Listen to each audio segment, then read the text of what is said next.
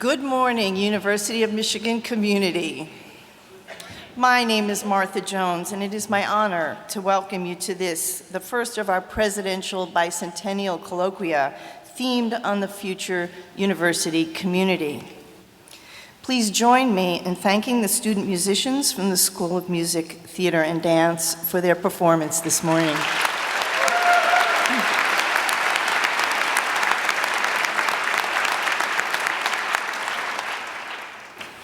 This morning's program approaches the University of Michigan Bicentennial as a celebration of our past and as a moment for reflection on our future. We are honored to have with us distinguished guests, Justice Susanne Baer, Justice Sonia Sotomayor, and journalist Michele Norris. Welcome.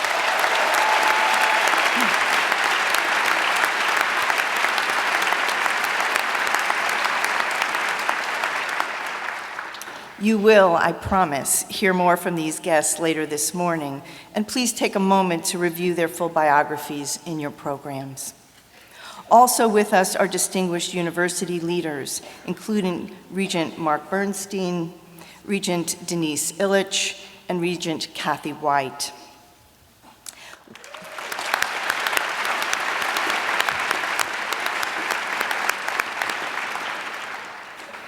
Welcome to the hundreds of students who are with us live this morning.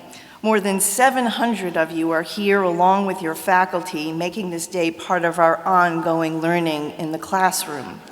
Welcome to those students watching us via live stream at the Michigan Union, and a special hello to the students who have joined us here on stage as part of our town hall audience.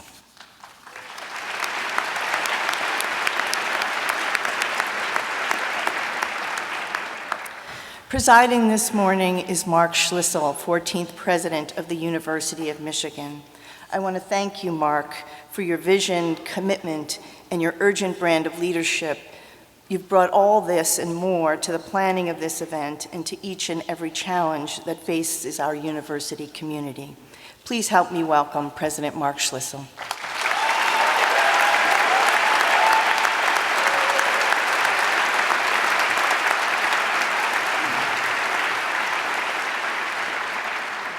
Good morning, everybody, and welcome to the first Presidential Bicentennial Colloquium.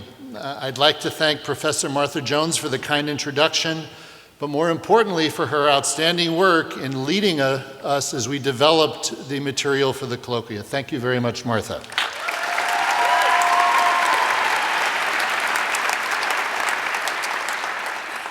It's also my distinct pleasure to thank everyone who's made the colloquium possible, including the many students, faculty, and staff that are here today. I'm honored to share this Hill Auditorium stage with our three distinguished special guests. Michele Norris is an outstanding journalist and 2013 University of Michigan honorary degree recipient. Justice Susanne Baer sits on the Federal Constitutional Court of Germany and is a 2014 University of Michigan honorary degree recipient. And Associate Justice of the United States Supreme Court, Sonia Sotomayor, will in a few minutes become our newest honorary degree recipient.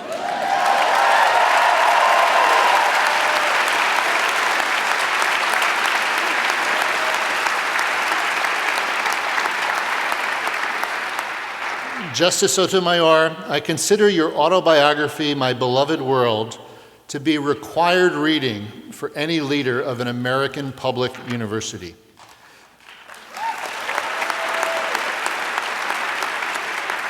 It testifies to the presence of great human potential in all communities and the transformative role that education plays in preparing one for life's opportunities. Thank you, Justices Baer and Sotomayor and Ms. Norris, for joining us here today.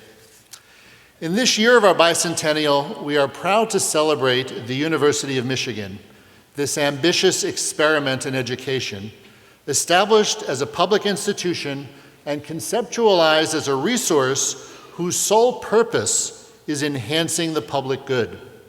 Since our founding in 1817, the University of Michigan has built a legacy as a university that has helped shape higher education.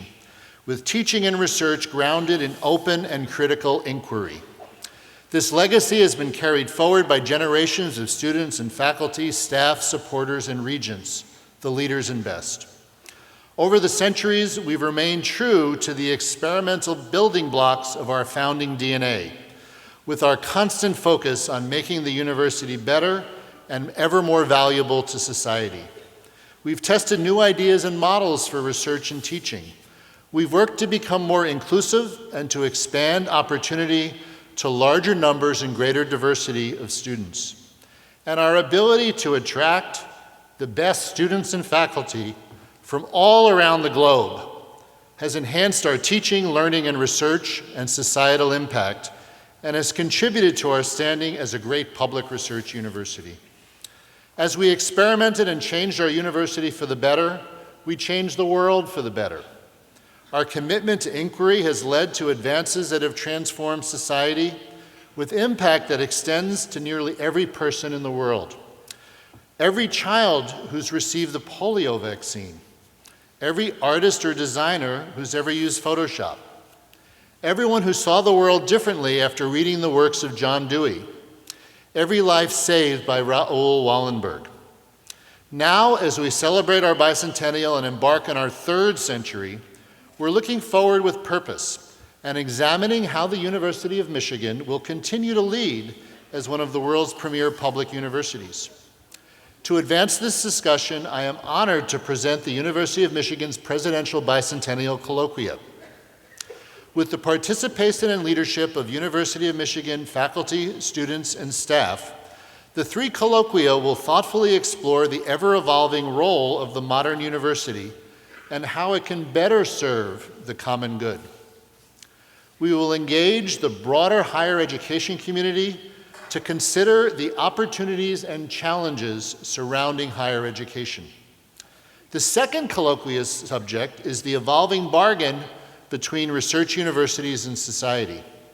Its central event is a discussion on June the 26th among the university presidents of 10 of the world's leading universities, staged in conjunction with the Tanner Lecture on Human Values trustee meeting here in Ann Arbor. The presidential bicentennial professors for the second colloquium are Sue Alcock and Paul Carant. The third colloquium will be October 26th and will explore the future of the residential research university. Titled The Campus of the Future, it asks students, how would you re-envision the university? It features a competition and discussion of student design projects. All majors are eligible to submit projects, and the colloquium includes $25,000 in prize money. The presidential bicentennial professors for this colloquia are Mika Levak-Monti and Joanna Milenchuk. More information about the many activities associated with the colloquia is available online and in the event program you received today.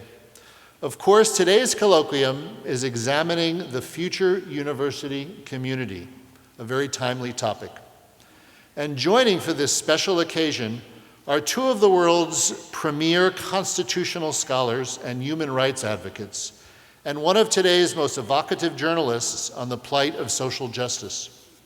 So before I move on to the discussion, I invite everyone to consider that the idea of community has undergone great change during the 2 centuries the University of Michigan has been in existence, and that many of those changes were embedded in our Constitution. In 1817, the year the university was born, the United States Constitution had but 12 amendments.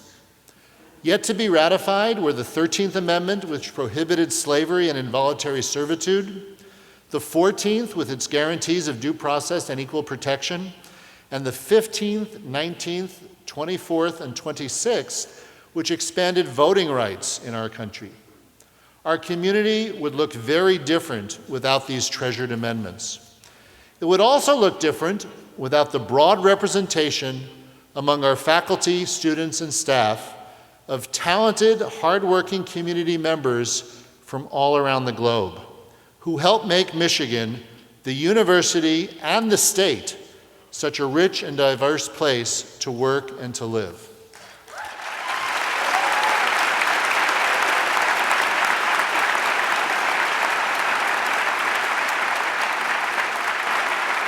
It is my hope that the future University of Michigan community will be one of even greater experimentation, discovery, diversity, and societal impact, where everyone has the opportunity to contribute and to succeed. Thank you all very much, and it's my honor to learn beside you, the members of the University of Michigan community. I now invite Regent Mark Bernstein, Chair of the University of Michigan Board of Regents, to come up and join me.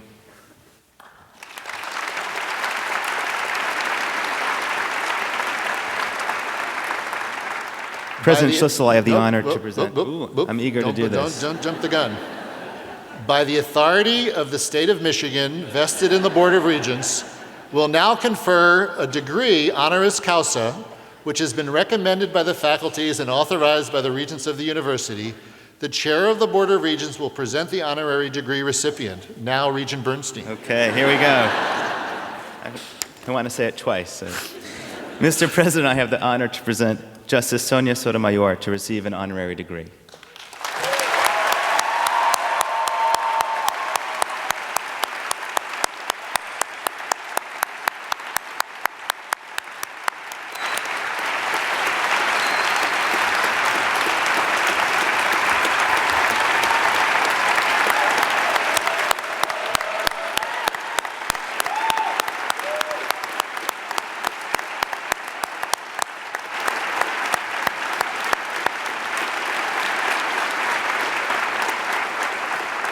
That wasn't in the script. That's okay. You're ad-libbing.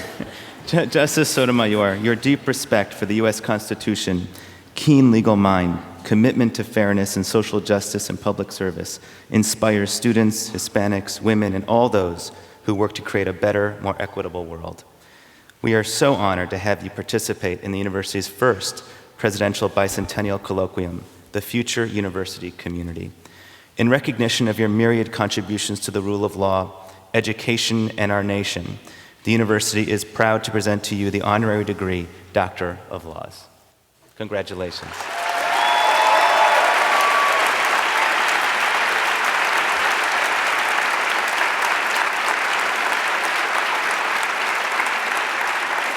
By the authority of the state of Michigan, vested in the Board of Regents, and by them delegated to me, I now confer upon you, Sonia Sotomayor, the degree Doctor of Laws, and admit you to all its rights, honors, and privileges.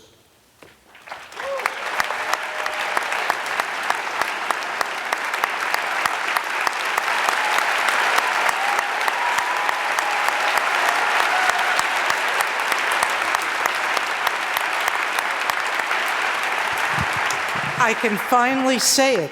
Go Blue!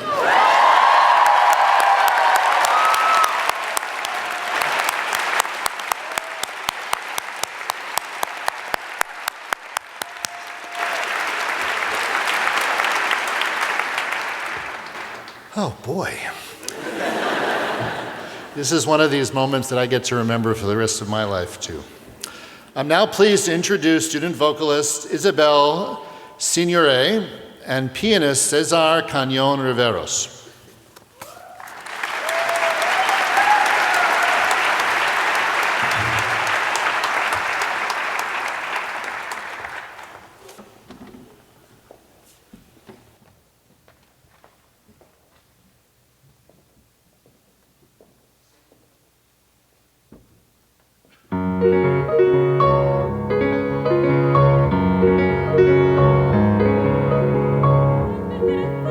Oh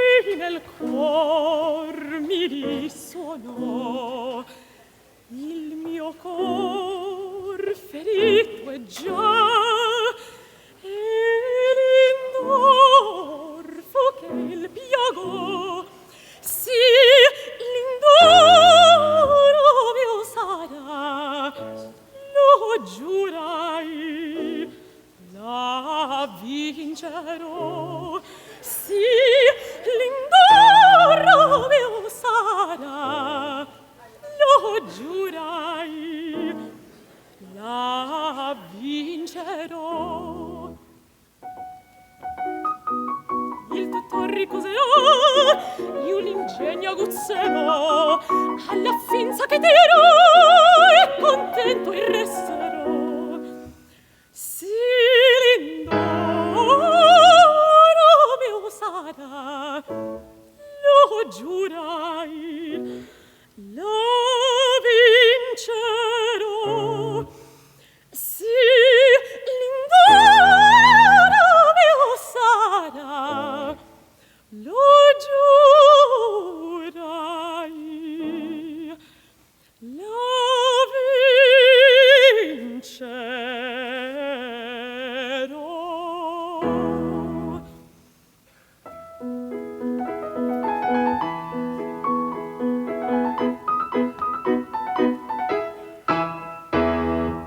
Io sono docile, son rispettosa, sono obbediente, dolce e amorosa, mi lascio reggere,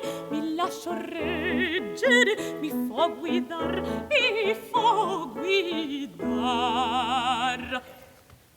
Ma se mi toccano dove il mio debole, sarò una vivera, sarò, e cento trappole prima di cedere, farò giocar,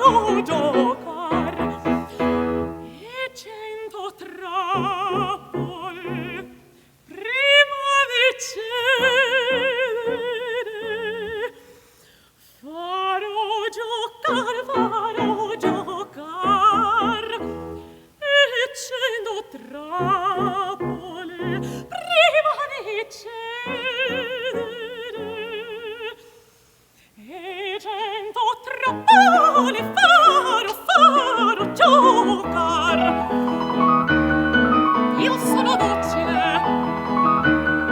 sono obbediente, mi lascio reggere, mi fo guidare.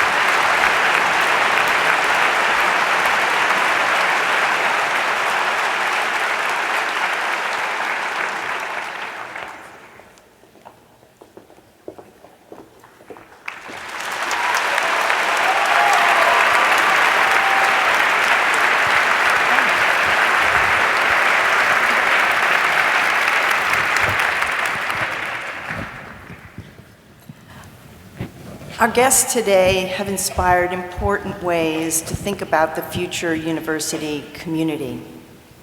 Identity is where our conversation begins. Threads of social difference are interwoven here at Michigan, stitching together our varied senses of belonging. But at other moments, identities, chosen, ascribed, visible, unmarked, pernicious, empowering, our identities mark lines of difference and of discord. We are all Michigan Wolverines, but this idea contains a roiling multitude that is our strength. Community is lived in varied scales. Today, we are 3,500 plus strong in Hill Auditorium, but we know that coming together is sometimes as intimate as two people, professor and student, during office hours.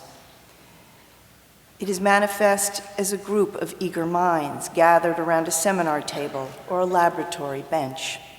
Today, our community is constituted in the virtual. Twitter, Snapchat, Facebook construct new communities that defy the built environment. Where is our community?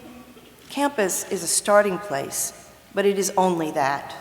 Alumni networks take us from major cities to small towns, and today we are a global campus. Our students travel from around the world to study here.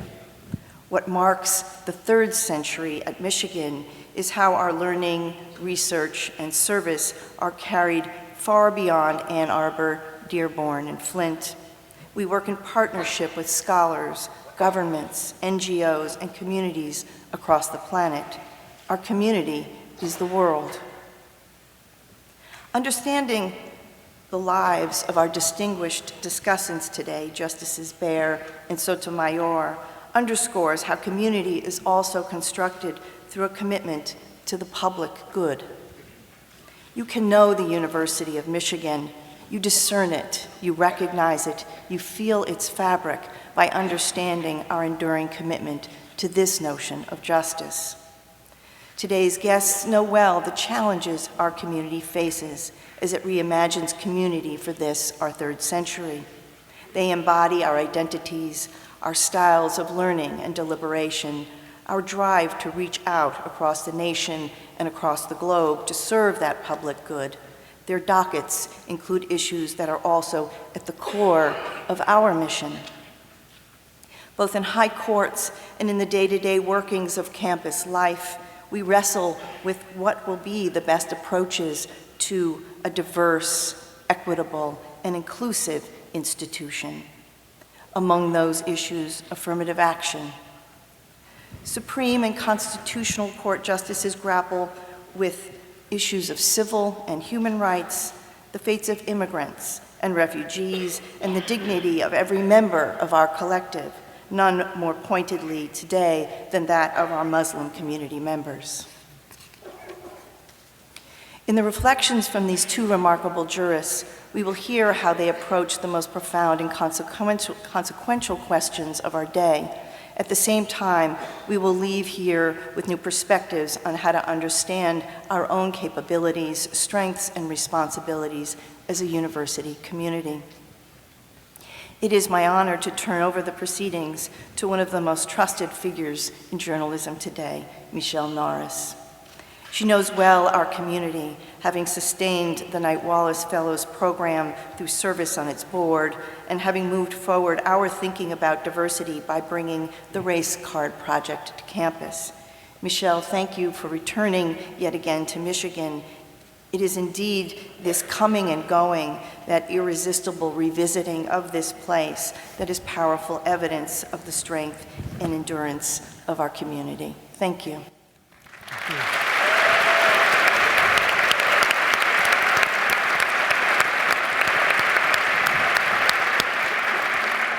Good morning, everyone, and I want to say a special thanks to Martha for those beautiful words, for setting us off on this course so beautifully, and for all of the work that she has put into, for really the entire team here at Michigan, in putting together this wonderful colloquia.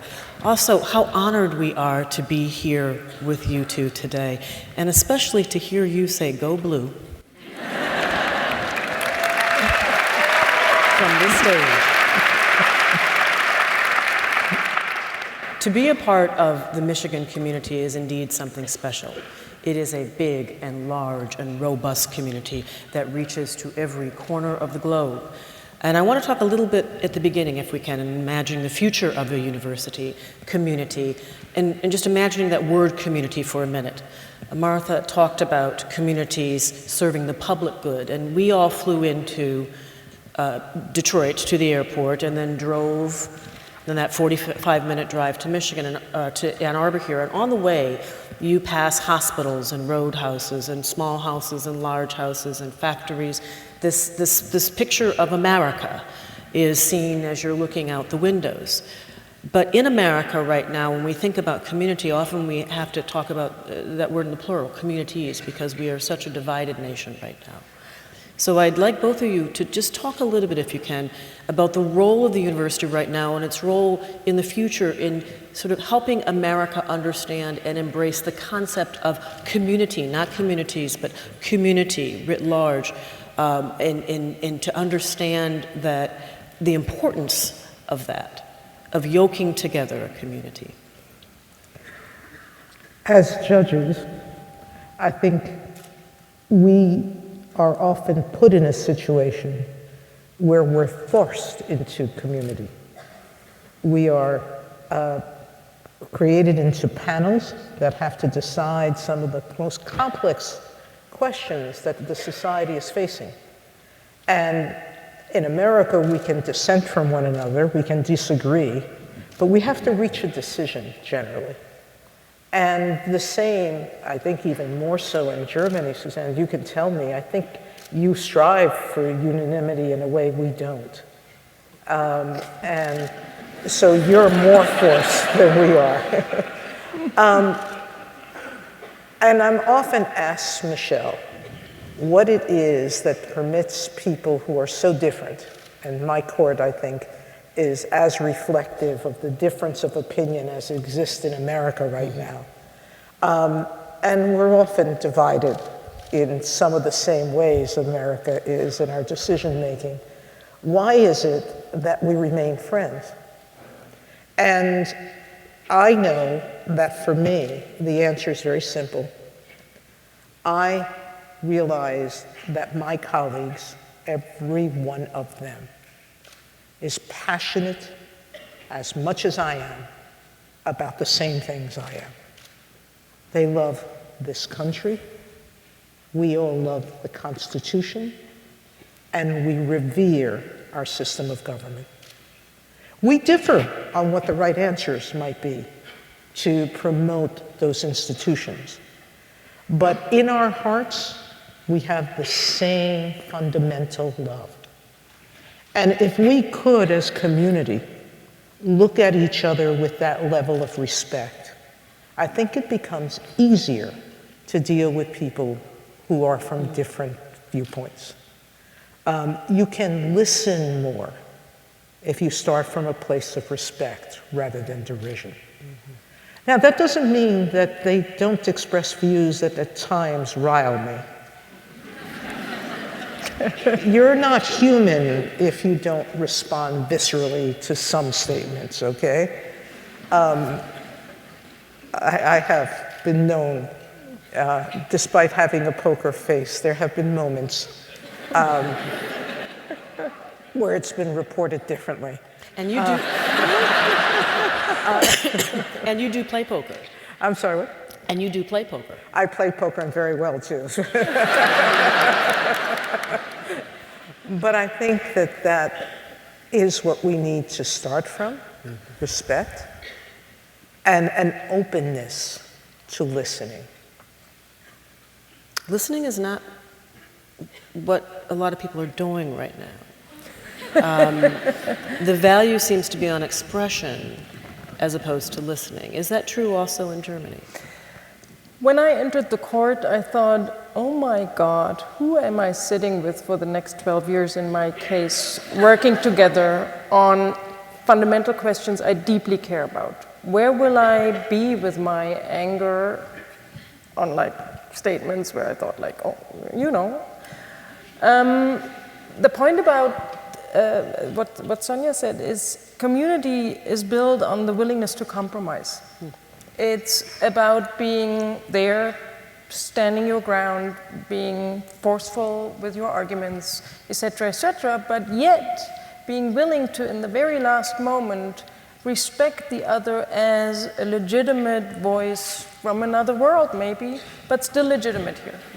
And honestly, I mean, in our court, as in this court, people come from very different walks of life. They've seen very different things. I sometimes felt like a person from Mars, making an argument where I thought everyone would agree, and they looked at me and like, with this kind of blank expression on their faces. Yet, I had the same reaction to some things they said. And we both needed to move and be willing to find one judgment which we could all sign. And that being forced in the community we work in, but in the community we all live in, to finally say, okay, we cannot hit each other. We can also not leave. In a court, you don't leave. You have to find an answer together. We have to find some version of telling the story of where we want to be in the future, which we can both sign. And that willingness to compromise, to me, was very important.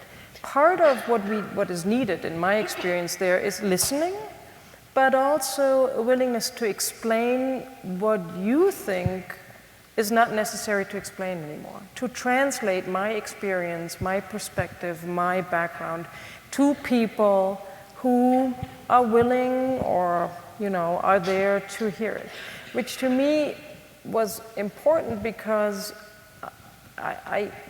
the experience is that there are no stupid questions, even if there are questions which annoy you. There are questions which you think should not be asked anymore, and there's still questions you need to answer. So that willingness on my side to explain, to translate, to open my life, to be known to them, was a very important part of building community. So compromise, to me, I think it is. Yeah. You know, we're here to talk about the future of the university community, and I want to hear a little bit from both of you about your own experience at universities and how it shaped you. And Justice Sotomayor, your former mentor at Princeton, said that when you arrived on campus, that you were very shy, that you didn't speak a whole lot when you were at Princeton in your freshman year, that he knew that you had a towering intellect, but you preferred to watch as opposed to assert yourself. And can I just read something that he said about you? This was Peter Wynn, Professor Peter Wynn, who I believe is now at Tufts, but he was at Princeton at the time. He said, "My first impressions of Sonia were mixed. She did not radiate charm or magnetism, nor was she polished or cool, but she had an appealing sincerity and directness, and there was something centered about her that was unusual among first-year minority students at Princeton. There were few Hispanic women on campus in 1973. The school had begun admitting women only a few years earlier, and Latinos of any gender were rare, so she was doubly an outsider. Sonia's intellect had allowed her to excel at the Bronx Cardinal Spellman High School and gained admission to Princeton, but there was a big gap between her skills, particularly in writing, and those of the best students at the university who had attended elite high school. She was determined to close that gap. That became our project." And he went on to say that you did this. You went on to win the Pine Prize, the highest award for any graduating senior. He said you were one of the best students that had ever entered his classroom, and indeed, Princeton University. I want you to talk a little bit, if you could, about your evolution from that shy teenager to student activist and assertive intellect, and how that evolution is reflected in the work that you do now, both on the court and in your dealings with the public, because you spend a lot of time out in the world telling your story and making sure that people understand from whence you came. I live a life now where I do a lot of talking. Hence, I'm here, okay?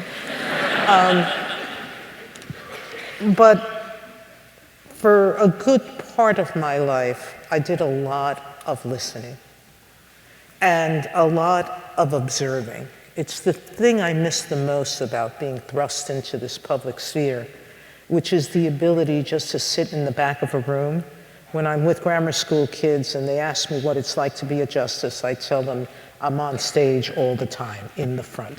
I can't sit in the way back over there anymore. But I think everyone needs to grow.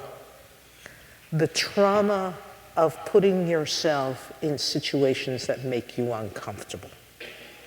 Because when you're comfortable, you just don't change. It's too easy to go from day to day doing the same thing and not really exploring your strengths and your limits. I tell kids all the time, if you don't try something new that you fail at, you'll really never have a comparison point to know the joy of success from. And so for me, yes, Peter was absolutely right. I spent my first year and a half at Princeton with my head in the books, trying to figure out how to be a college student, learning how to write or reteaching myself how to write. But more importantly, talking to kids who were completely different than I was. When I sat in the Commons, the lunchroom area at Princeton at the time, and virtually all freshman year students were there, and I heard kids talking about their vacations on spring break, and the idea of going away somewhere on a spring break, either alone or with your parents, seemed like such an alien concept to me. Or the young woman that I sat next to at registration, who was telling me about the generations in her family that had attended Princeton. And I was going to be one of the first in among my cousins to graduate from college. All of these conversations had an impact on me because I was looking for our commonality. I don't know what they were looking for, but I had a sense that, yes, she was talking about her generations of family who went to Princeton, but she was talking about it with a pride that I wanted to own. That one day I would say, I'm a Princeton graduate. And one day, many, many years later, I went back to Princeton with the daughter of one of my best friends there, and we moved her into her freshman dorm. And I knew where my Alabama friend had come from. But each of those conversations were ones where I was trying to understand an environment that was so alien to me. And I think that discomfort made me more willing to go out and befriend people who were different. And it continues in my life today. I'm very, very different than most of my colleagues. And yet, I can truly say that I know they care about me. And I know about them and their families and how deeply connected each one of them is to their families. For those of you who don't know, Justice Scalia had 9 children. He's now would have had, as of a few months ago, 37 grandchildren, and there's a 38th on the way. I have no children. And yet I could understand his devotion to his family. It was real, it was genuine. As genuine as my mother's love for me and my brother. That is what you have here. The opportunity to experience things that are different than what you know. And if you could take full advantage of that, then you will have gotten the best of educations.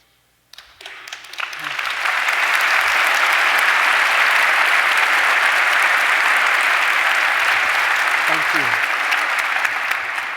Justice Baer, from what I understand, your family had a certain idea of what your life at university would look like, what your life indeed would look like, what the path forward would look like, and you at times pushed back against that.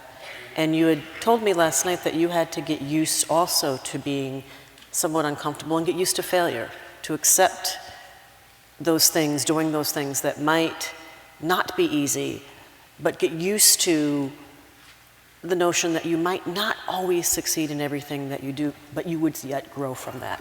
How does that shape the work that you do now as well?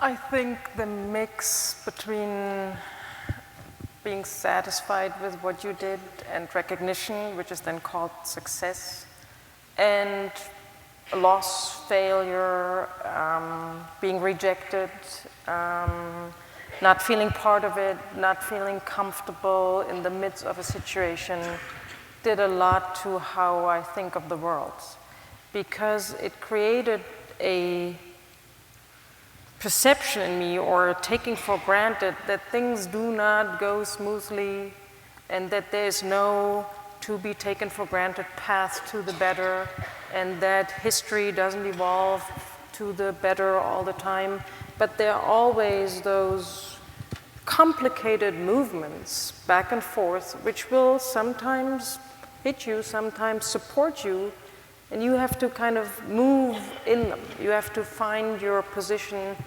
every moment again and again and again. So if something is disappointing, and I would not describe myself as shy as a student, I was afraid of many things. I came to a law school in this country, the University of Michigan Law School, sat in the class and was utterly afraid of being called. So my name is Baer, B-A-E-R, first to be called. I was like, oh my God. And this was beyond shy. So I felt like, you know, I have to run away now, but the attitude I developed is, if you run away, you always run forward, never backwards. Mm-hmm. You always run to the next position where you find solid ground again to start anew. So even if you stand up and are not the best student in class, and my English was so-so, which still is a challenge, whatever, you may not be satisfied. You may even think, you know, what did I do? You may even get a not so great grade, but you run to the next plate and start again and use that opportunity. That was one big one. And the other big one was certainly coming from another country to this country, moving out of your comfort zone, but not moving to non-safe spaces. The University of Michigan, to me, was a safe space where I could do whatever I wanted to do, where I felt like nobody criticizes me if I'm stupid enough to sit in the library at 2 o'clock in the morning, which Germans think is crazy.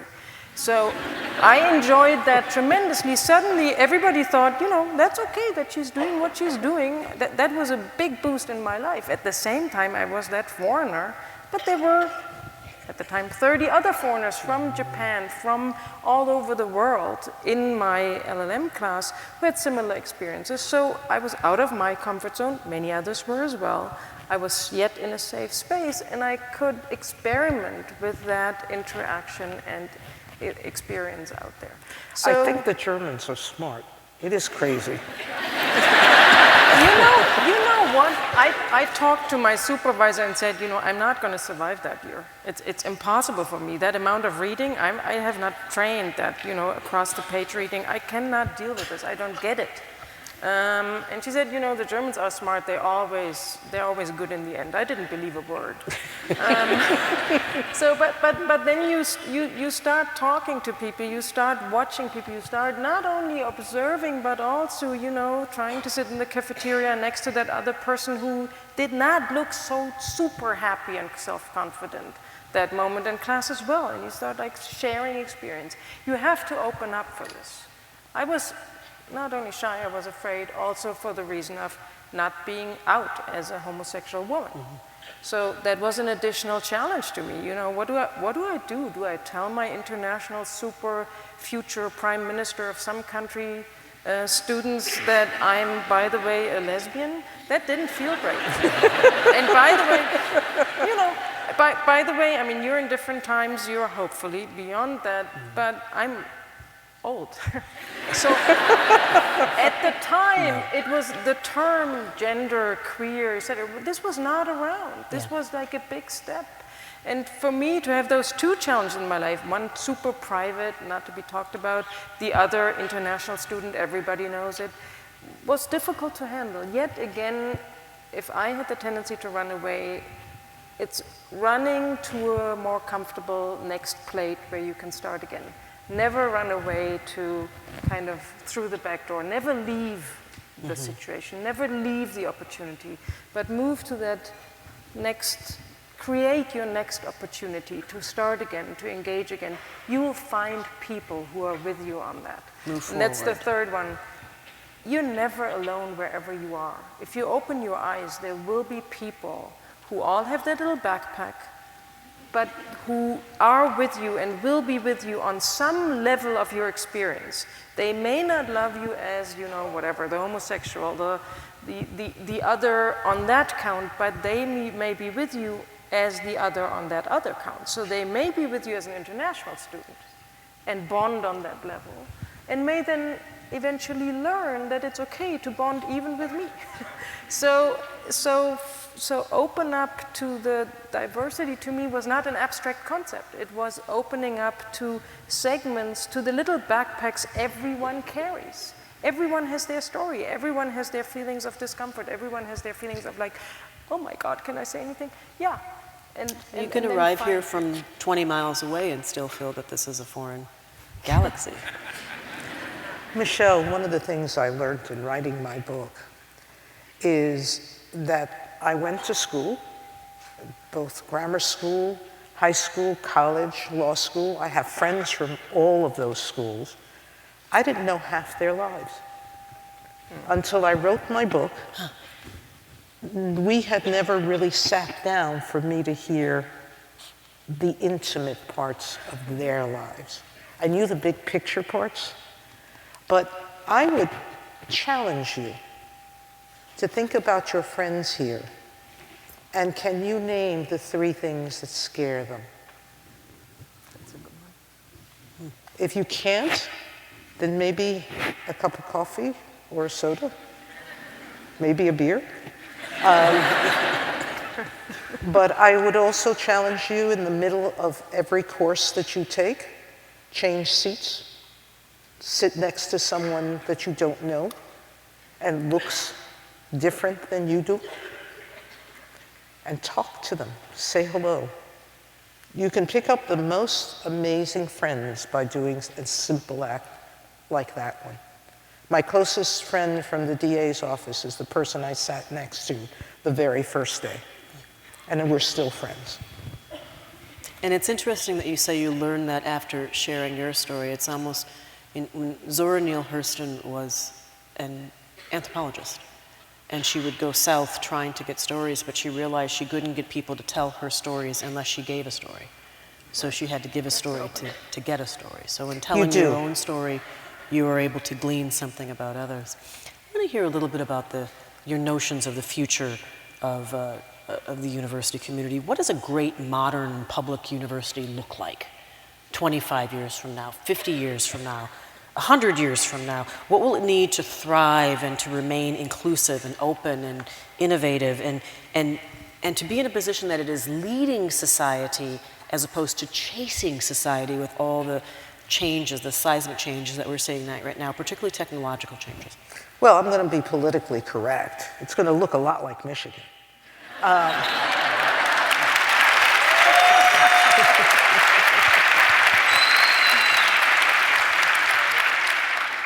But with even greater diversity.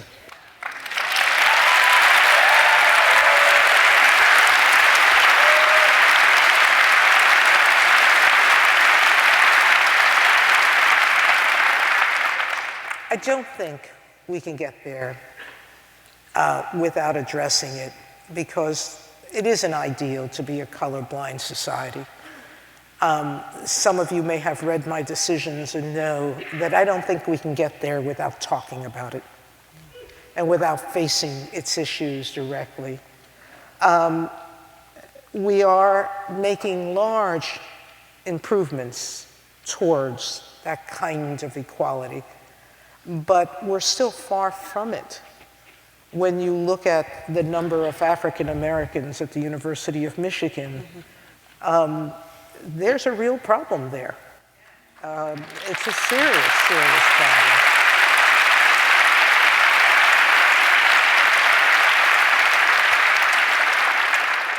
And why is diversity important? Which is the question that few people actually engage in asking. And for me, I think the answer is quite simple.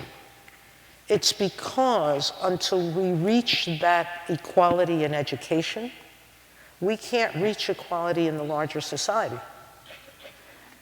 It starts here and it ends here. Division starts here. And when you end it in educational pursuits, you open your society and you let it become as great as it can be. You don't want the talent that you see on this stage that's among you all to be wasted. And the only way it's not going to be wasted is if we are truly, truly equal in not looking at the color of a person's skin or their ethnic background, but looking at the richness of them as a person and a human being. Once you can identify that in the person next to you, then I think will be the university of the future.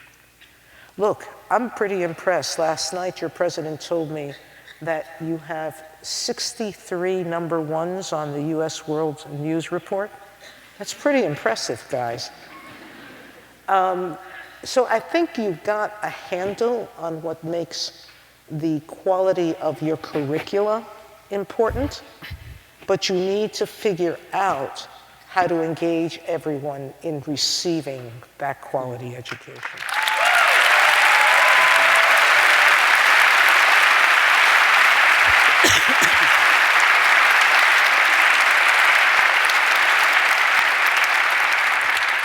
Justice Baer, I'd like you to address the same question. What does that next university, that future university of the future look like?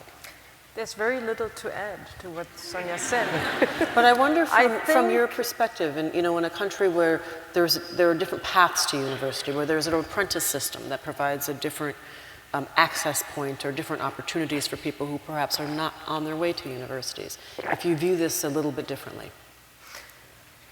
Well, I care for the entry points to education and to these places before I can think about the places. Because if you open the doors to these places, which are called universities, then you change the university.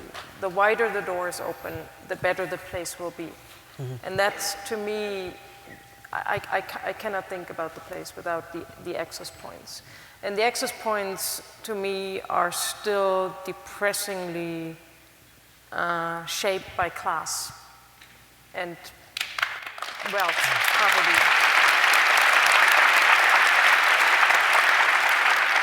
And in the world, class manifests itself differently and is located within different segments of the population. So class can and finds its conjunction with ethnicity, with race, with other factors. But still, I think money matters, but shouldn't matter as much when it comes to education. So there's an important aspect there. The other one, certainly from my perspective, is, and Michigan to me, one reason to decide to go to Michigan was because it has a commitment to the world. Martha Jones said that it's a global community we're thinking about. And to me, it was extremely important. And I think I want to say that today, that these communities stay open to everyone from all around the world. And that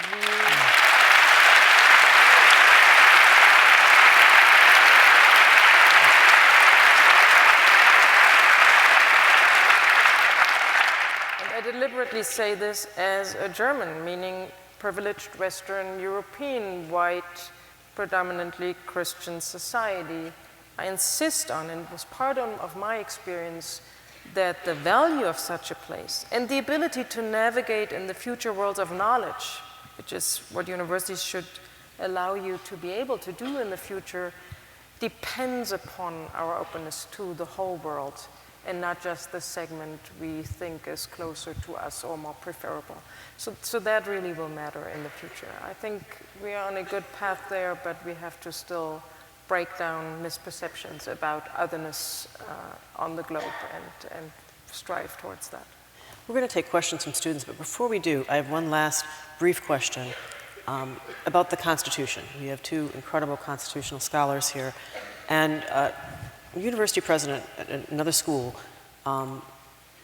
recently asked me, or actually shared a concern of his, that he knew that his students were well educated, but he wondered if they could pass the citizenship test that newcomers to this country have to take as part of the naturalization process. You carry a pocket copy of the Constitution. You showed it to me earlier. It's very cute. It's right here. It looks like a Never leave matchbox. home without it. I was It's raised too by small for me to read. I was raised by a man who kept a pocket copy of the Constitution in his back pocket. A postal worker, nonetheless, kept it with him all the time. I don't know how many of you have read the Constitution, but I would just like, before we move to the student questions, for you both to briefly talk to the students a little bit about the importance of understanding the Constitution, not as a conceptual document or in the abstract, but actually picking it up every so often and reading it and getting inside of it.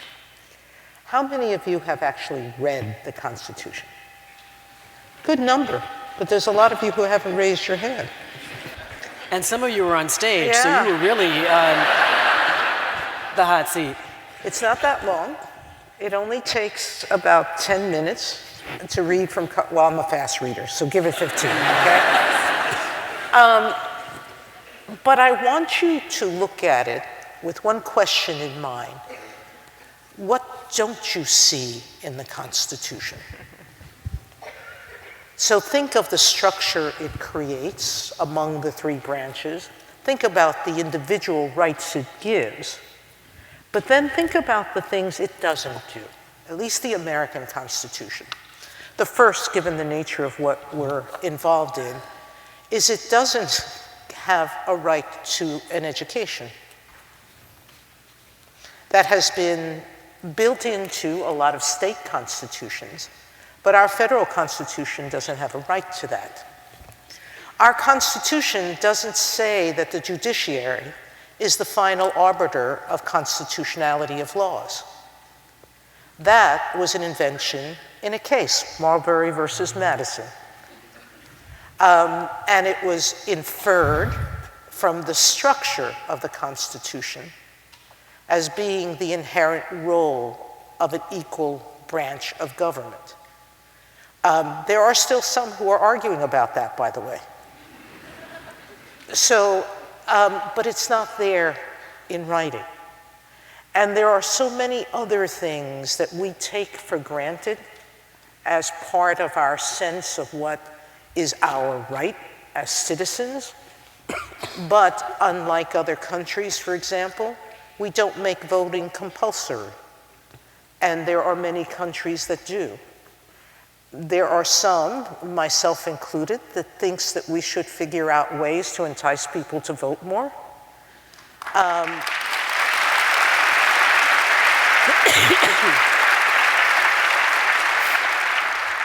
I have joined, following in the steps of my sister, Sandra Day O'Connor, the board of iCivics. And I challenge every student in this room to go onto the iCivics website and play one of the games. If you score 100%, you don't have to take the civics course. Since the rest of you won't get 100%, I suggest maybe taking the citizenship test is a really good starting place. How's that? Jesting aside, laws affect you every single day. I tell young students, when you leave your home and you stop at that red light, why are you stopping there? If they're very young, they'll tell me because mommy told me I had to do it. But we have laws that regulate how you get to where you want to go. And it is a societal compromise that says to all of us, we all give up a little bit of our time each day to arrive where we're going more slowly, so that the society as a whole benefits from getting to where they're going safely. That's what laws do. They're compromises between and among our relationships. And in those compromises, some people win and some people lose. And some people don't get what they want and others get more than what they want or need. But the point is that laws regulate your very existence in virtually every relationship you have. And if something's that important, you should at least understand its basic operation in the community you live in. I don't ask you to be lawyers, although if you want to, I love it, so come join me. But I do ask you to be informed citizens. You can't really improve the world you're in unless you understand how it functions. And so start with read your Constitution. Take the citizenship test. See what you're missing and become better informed so that you can make intelligent choices about how you want to participate in this very large and wonderful world.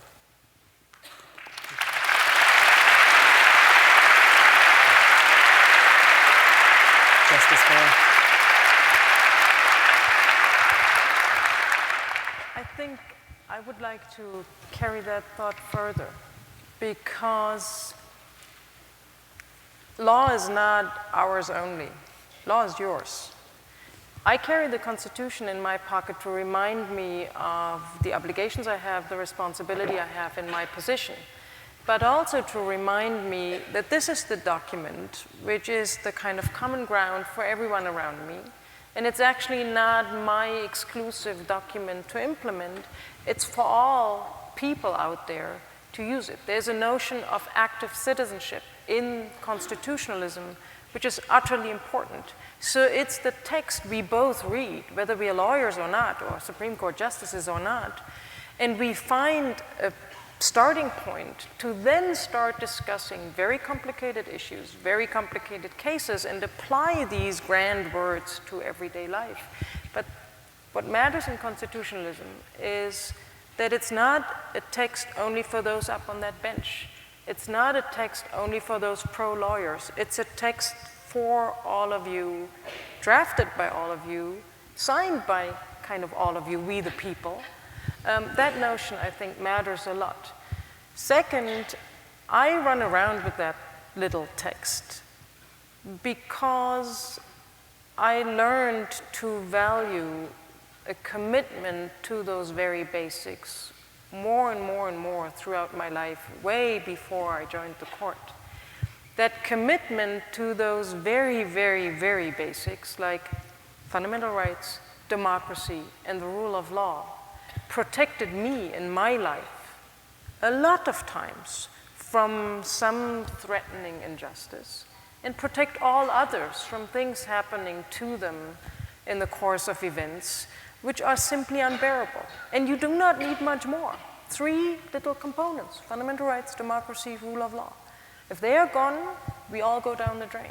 So it's worth defending it. So I cherish that document because it's kind of the short version of a very complicated thing, which we have to take in our hands and actively defend, explain, uphold every day. So not to be taken for granted. And the last remark is, usually, I also carry the Universal Declaration of Human Rights from the United Nations with me.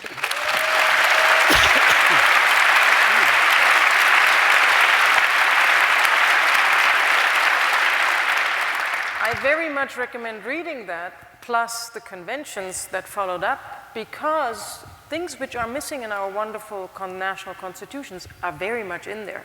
There's a Convention Against Racism, a Convention of the Rights of Women, a Convention of the Rights of the Disabled, a Convention of the Rights of the Child by now. Brilliant documents. And again, documents not only for lawyers, documents to be used as arguments, to be activated, to be mobilized, as we say in legal scholarship, to be used as the common ground we all agreed on to live up to, ideals, promises to be fulfilled. And that, I think, is the power of law way beyond legal scholarship and legal practice and legal everyday file work. That you can start with these texts into an interesting discussion, which is a global discussion these days. That's Now, what I to do. be clear, you all just got an assignment. They're short. You remember that. Let's hear from the students. This first question comes from Max Kornblath. He's here on, Max, raise your hand. He's here on stage. He is a student in the School of Engineering with a focus on moral and political philosophy. He asks a very interesting question.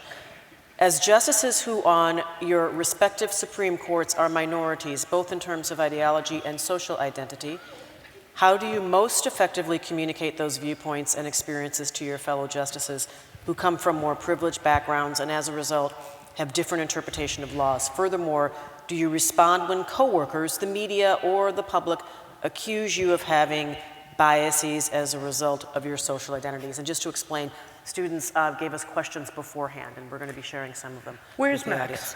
Hello, Max. I'm going to get up, and I see there's a camera person up there. Since you asked the question, you'll take a picture with me. And if I can convince Judge Baer, she'll come join us. How's that? Come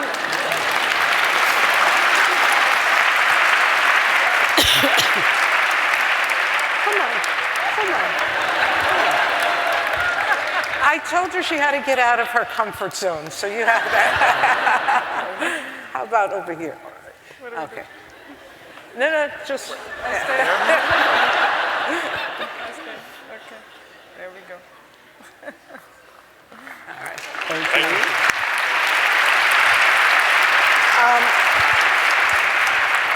No. You're getting too comfortable. Come on. Let's walk among the students. Hello. How are you? I'll start with you guys. She'll never get to you. Right here. Thanks for having us. I am accused of being a little bit emotional. That's okay. Because I am, and when I feel passionate at conference about an issue, I tend to show it. It makes my colleagues uncomfortable. They're very used to the sort of reasoned, neutral presentation. It's not within me to do that. And so I don't, all right?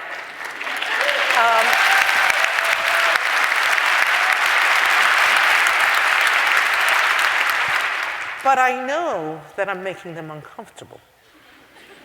And so recognizing that, I have to sort of present it, but give them an out at the same time. You almost have to build in their way to compromise with you as you're talking to them. You gotta reach really high, but as Justice Baer said earlier, you have to be willing to come down a little bit lower to win. And so it's a fine line that you use in avoiding, if you want to, the allegation that somehow you have an identity. I've decided I do. And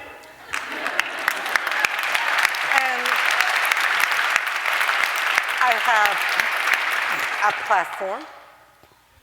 And for those things that I think are important, I say them. And I say them because even if they don't win in a particular case, I set a thought process in motion.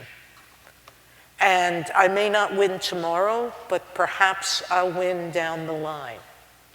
Or even if I don't, the voiceless have been heard.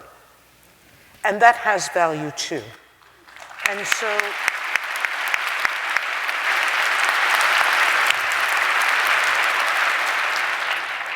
it's a question in every situation of choosing your strategy of how to proceed, but you have to be cognizant of the effect of how you're moving. And so for me, it's always that fine line. Because remember something, we have constitutional cases every year, but 50 to 60% of the time in a bad year, we agree with each other.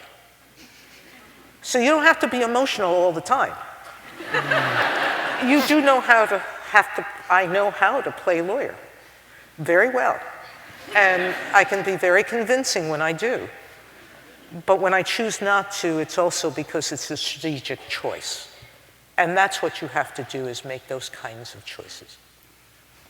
I sort of expected this to happen. I agree with everything she says.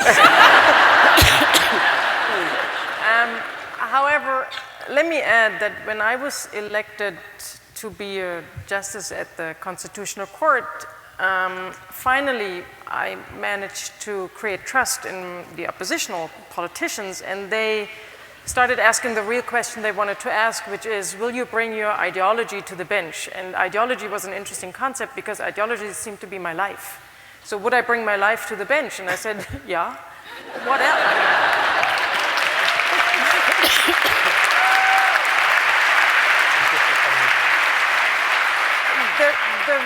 The risk, however, to leave it at that would have been that they would all have gone home thinking, oh, and she leads another life and she will bring that as a bias to the bench.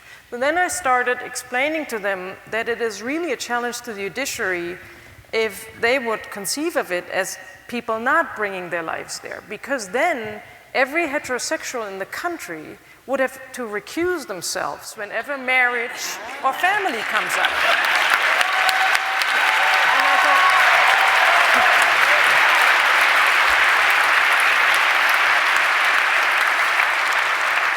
That might be a good idea sometimes. Yeah, well,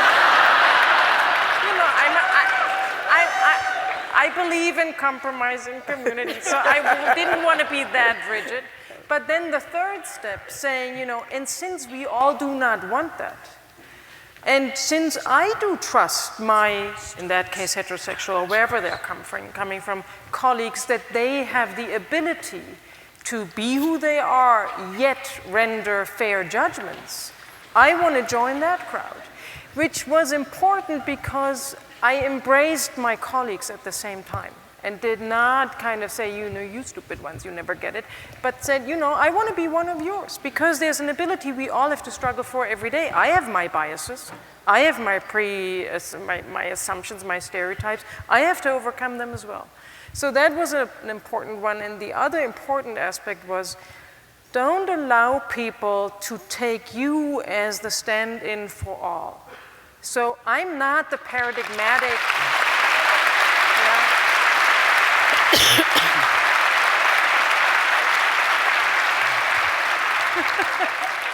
So we have a roaming justice. I'll stay here. We have one more question from the stage, and we'll take a question from the audience also. This is from Micah Griggs.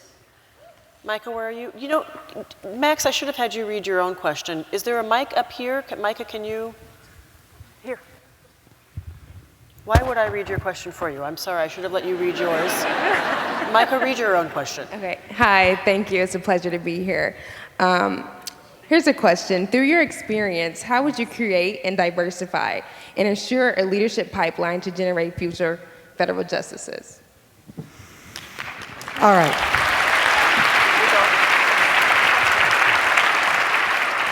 I'm going to attribute this answer to a dear, dear friend whose current law clerks, and I think last year's law clerks, created a plan for him to diversify his hiring. And I read the plan, and some of the things in it I did sort of naturally, but I think the plan was so well thought out, I'll share it with you, okay? The students began by saying that the need to build a pipeline is not on law schools, it's on judges. And that it's our responsibility to tell law school professors what we want. And that is important, and I hadn't really thought about it, but I don't see many federal judges going to law schools and saying, identify for me your promising law students of all backgrounds. Tell me who they are so I can start reaching out to them and offering them internships or offering them the opportunity to interview with me when it comes time to interview for law clerks. I think it's true on every level, which is we have a responsibility to mentor people of different backgrounds. It's our obligation, not just the law school's obligations or the law firm's obligations. If we insist, you'll comply. And you will. And so I know, for example, that with my law clerks, they're very aware that diversity is very important to me. But not just diversity around gender or national origin or race issues. Those are important and they realize that. But I also want other kinds of diversity. I'm looking for people from different backgrounds. And so I'm the first justice this year. I have a student, a native Hawaiian from the University of Hawaii. It's the first graduate of any of the University of Hawaii who's ever been a law clerk in our court. And I take pride in that because I make an effort when I go around the country, when I meet talented students, I watch what they're doing. And I've been known to reach out to students and say, apply to me. And they have been students of lots of different ethnic backgrounds and lots of backgrounds generally. But I do it because I know that it's the only way that we're going to build and continue to increase that pipeline. The other thing is we have to start early. I have to start in high school, and I go visit middle schools and high schools to talk to people about my passion about the law. Because today, don't go to law school unless you want to and are really passionate about it. It's too expensive. I'm being very practical, okay?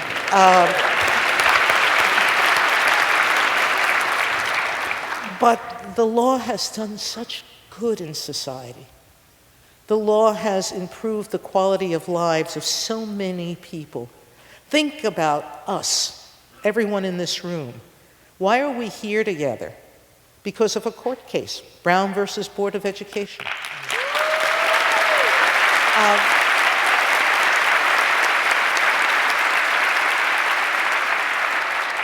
Why do manufacturers pay attention to their products and ensuring they're safe? It's because of tort cases that told manufacturers they can't be negligent in their design of their products, either in the design or the production of their products.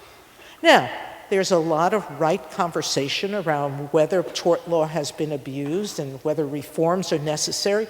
Those are all important conversations. But let's not forget the number of seriously injured people that bad products caused, and how those statistics have changed dramatically. Why are your cars safer? Is it just the government? No, it's not just the government. It's because tort liability makes it incumbent upon car manufacturers to look for the best safety features they can implement and keep us driving. All right, so all of these things are part of what law is about. Some very, very good things. A few bad things that we can reform, but we have to take a look at it through the eyes of new people every year. And so if I can excite you to think about law as a career, then I've succeeded today, okay? But if I can only excite you to be better citizens, then I've been really successful today.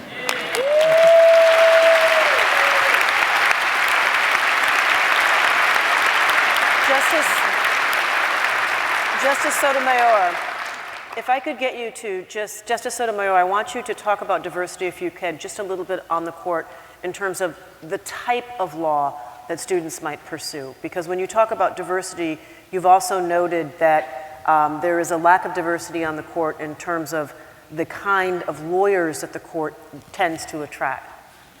Right now, what you have on the bench are law professors, former prosecutors in some government office, either the SG's office or U.S. attorneys, or solicitor generals. Both the chief and Elena Kagan had those positions. Justice Alito was a U.S. attorney. Justice Ginsburg was with the ACLU in the Women's Rights Division, but she's the only civil rights lawyer on the court. There is no lawyer, myself only, I shouldn't say tangentially, I was a member of the Puerto Rican Legal Defense and Education Fund Board.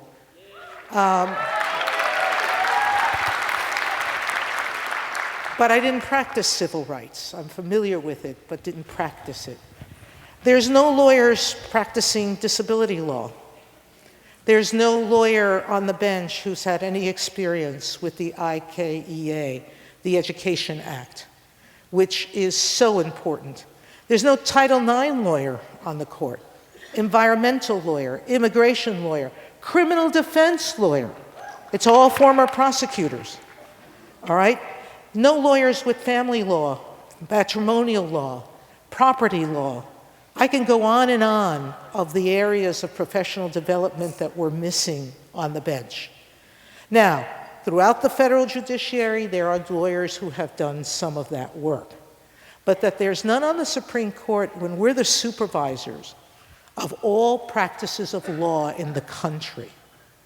We supervise the work of lawyers across this great nation. We should reflect the diversity of our profession better and of our country better.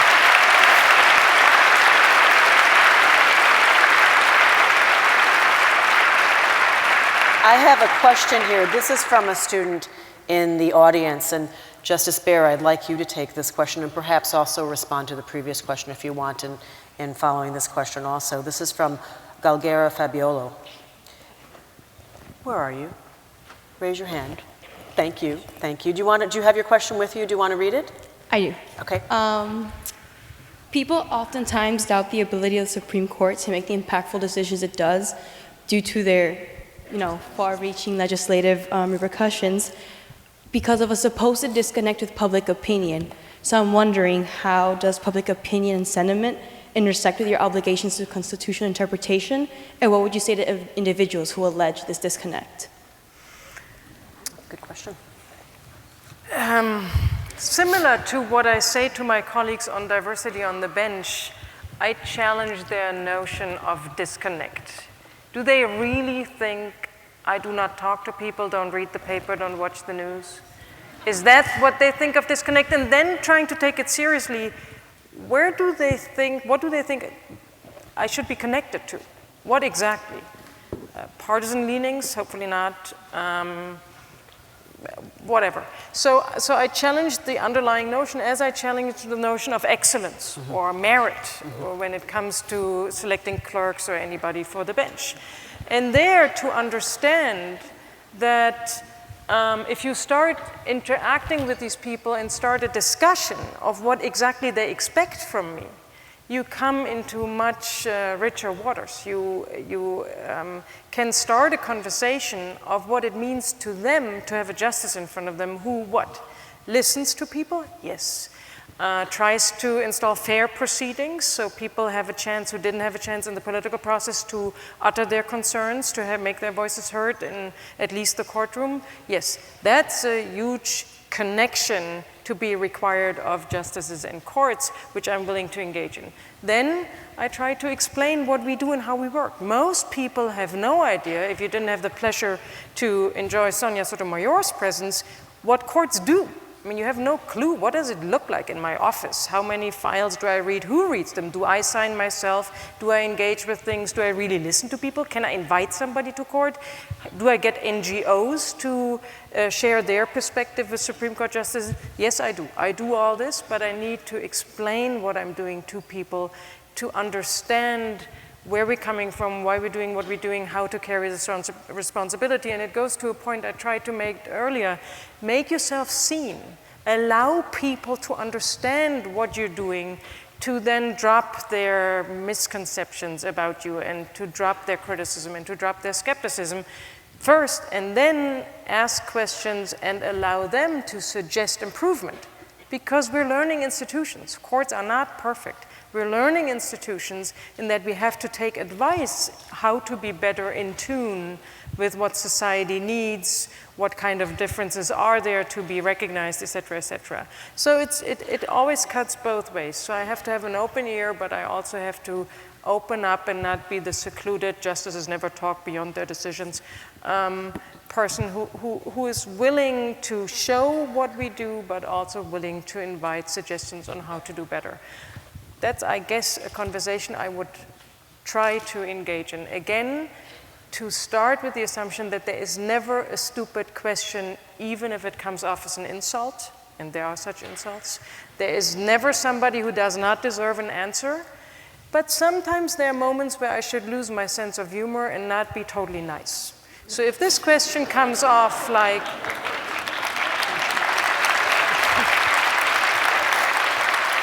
I think it's an important point because it goes to educational environments which are not really only about feeling comfortable and great and in my social bubble. It's about, no, I don't think that question is funny, and I think actually you're thinking that I'm totally disconnected from the world. How come you do that? But then not let people go and, use your power of a justice and I don't talk to you anymore, but start a conversation. Do both. Stand your ground, but also explain, translate, make yourself seen, which also includes vulnerable, but try to create a connection with these people, if that answers this complicated question. May I? Justice Sotomayor, if you would take that, This was really bad because you picked two people who agree with each other all the time. But I'll add a footnote to what the justice said. In every single court case, there's a winner who thinks we're brilliant and who thinks that we're completely and utterly connected. And by definition, there's a loser who thinks we're disconnected. It is in the nature of the work we do that we're going to create controversy because we're settling controversy. And so if you read the most provocative decisions, all right, including our decision on same-sex marriage, okay?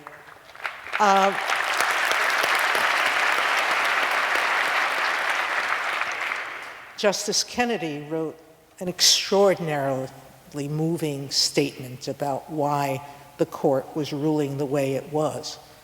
But there were equally passionate dissenters who gave voice to the other side. And to diminish that voice by attacking it is not helpful. Understanding it, appreciating where it came from, being happy that a different decision was reached, those are the important parts, but I don't think it was because we were disconnected. I think that's what Justice Baer is talking about, which is we're very connected because we're being asked to decide these issues that divide the country. And so why should you expect that it won't divide us? All right? They're important. We should be representing the various views. And what we do is come to an answer because it's the structure the society has picked to give it an answer, to help it move forward on these issues. But I don't know that it's disconnect. I think most of the time when the public is complaining, it's because they don't like the result we reached.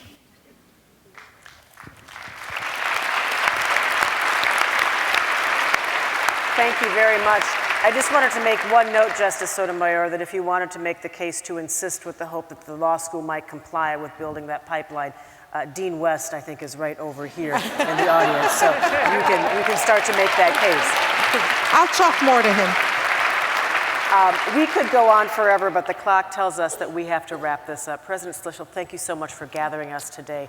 I know many of you were holding up your phones and gathering pictures that you will keep in your phones, but most importantly, you witnessed something incredible today. You were a part of history today, and we hope that this moment lives in your hearts and in your minds forever. This has been an incredible day. Justice Sotomayor, Justice Baer, thank you very, very much.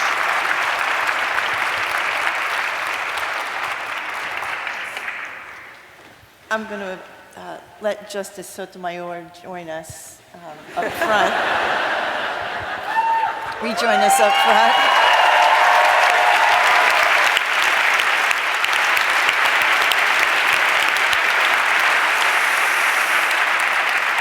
I'm hoping that by the end of the day, she'll give in and join me. So before I bring us to a close, please again join me in thanking Justice Baer, Justice Sotomayor, and Michele Norris.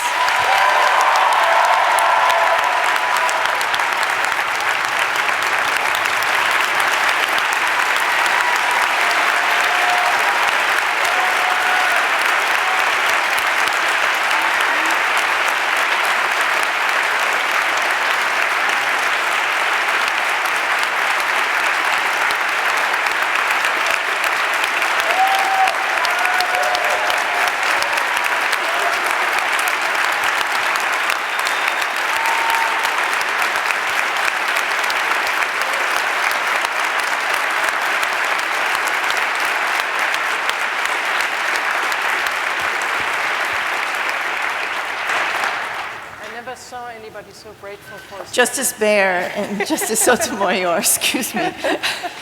This morning's discussion is a focal point for our thinking about the future university community, but it is not the end point. We'll take much of what we've heard today here and let it fuel us in the classroom and in laboratories and living communities and club meetings, in our learning, our research, and our service to the public good during the third century. We will take away so much from this discussion today. Before I release you all, I want to be sure to draw your attention to the performance this afternoon, beginning at noon from the bell tower. Our university carillonist, Tiffany Eng, has developed a program in tribute to the justices, so please enjoy the rest of the afternoon, and thank you all again for being here. Go Blue. Go Blue.